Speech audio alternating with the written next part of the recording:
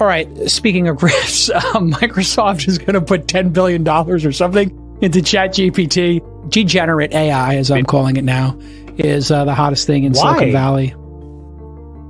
The technology is incredible. I mean, you can question the business model maybe, but the technology is pretty... Well, I mean, yeah. So what I'd say is $29 billion for a company that's losing $1 billion in Azure credits a year. That's one way to look at it.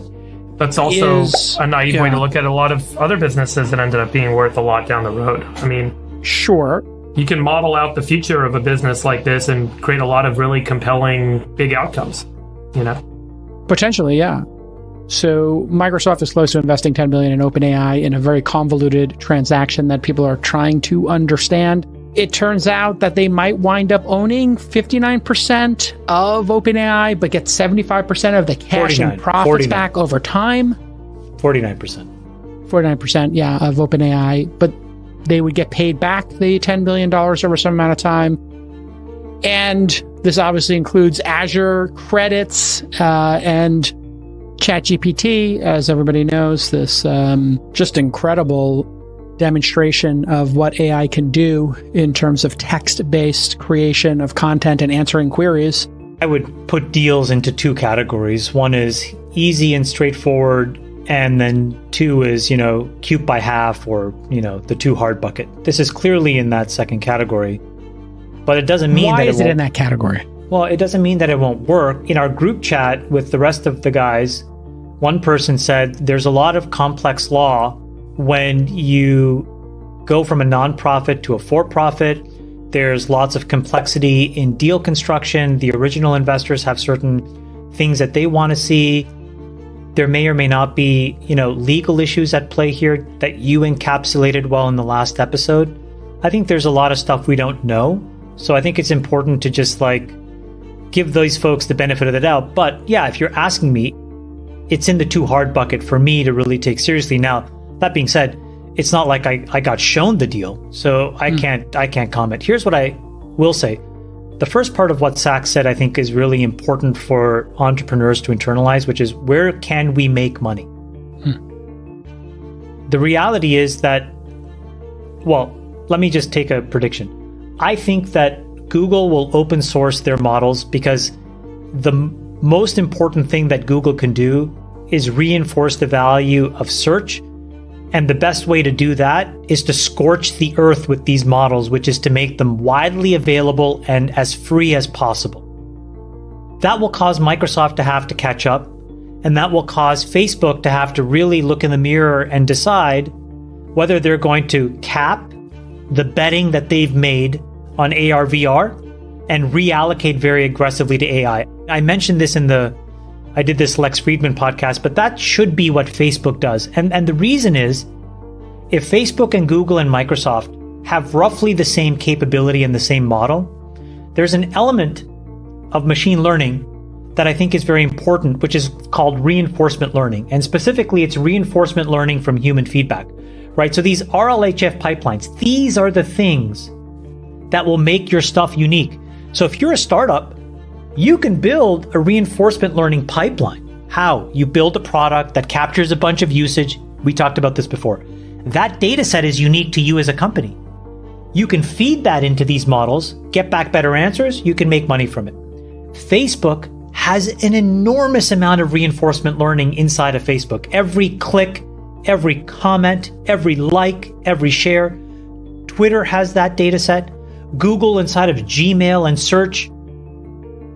Microsoft inside of Minecraft and Hotmail. So my point is, David's right. The huge companies, I think, will create the substrates.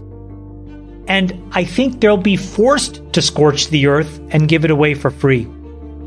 And then on top of that is where you can make money. And I would just encourage entrepreneurs to think, where is my edge in creating a data set that I can use for reinforcement learning? That I think is interesting. That's kind of saying, I buy the ingredients from the supermarket, but then I can still construct a dish that's unique. And, the salt is there, the pepper is there, but how I use that will determine whether you like the thing or not. And I think that, that is the way that I think we need to start thinking about it. I don't have an investment in TensorFlow. No, TensorFlow, the public source came out of Google, and then you invested in another company. Well, we're building silicon for machine learning. That's different. Right. But it's based on TensorFlow. No. The founder of this company was the founder of TensorFlow. Oh, got it. Okay. No, sorry, not of TensorFlow. Pardon me. Of TPU, which was Google's internal silicon that they built to accelerate TensorFlow. Right. If that makes sense. And so that's I don't mean to be cynical about the whole project or not. It's just the confounding part of this, of what is happening here. It reminds me, I don't know if you remember this. The biggest opportunity here is for Facebook. I mean, they need to get in this conversation ASAP. I mean, to think that, like, look, PyTorch was like a pretty seminal piece of technology that a lot of folks in AI and machine learning were using for a long time. TensorFlow before that. And what's so funny about like Google and Facebook is they're a little bit kind of like, they're not really making that much progress. I mean, Facebook released this kind of like rando version of AlphaFold recently. It's not that good. I think these companies really need to get these products in the wild as soon as possible. It cannot be the case that you have to email people and get on some list. I mean, this is Google and Facebook, guys. Come on. Get going. This is I think the big innovation of OpenAI, Sachs, to bring you in the conversation. They actually made an interface and let the public play with it to the tune of $3 million a day in cloud credits or costs. Which, by the way, just on that, my son was telling me, he's like, hey, Dad, do you want me to tell you when the best time to use Chat GPT is? And I'm like, huh? He's like, yeah, my friends and I we've been using it so much. We know now when we can actually get resources. Oh, wow. And it's such an interesting thing where like a 13-year-old kid knows, when it's mostly compute intensive that it's unusable and when to come back and use it. I was thinking about what you said last week, and I thought back to the music industry in the world of Napster. And what happened was there was a lot of musicians, I think Metallica being the most famous one, famously suing Napster because it was like, hey, listen, like, you're allowing people to take my content, which they would otherwise pay for. There's economic damage that I can measure.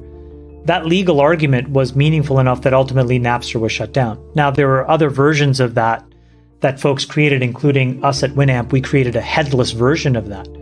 But if you translate that problem set here, is there a claim that Yelp can make in this example that they're losing money?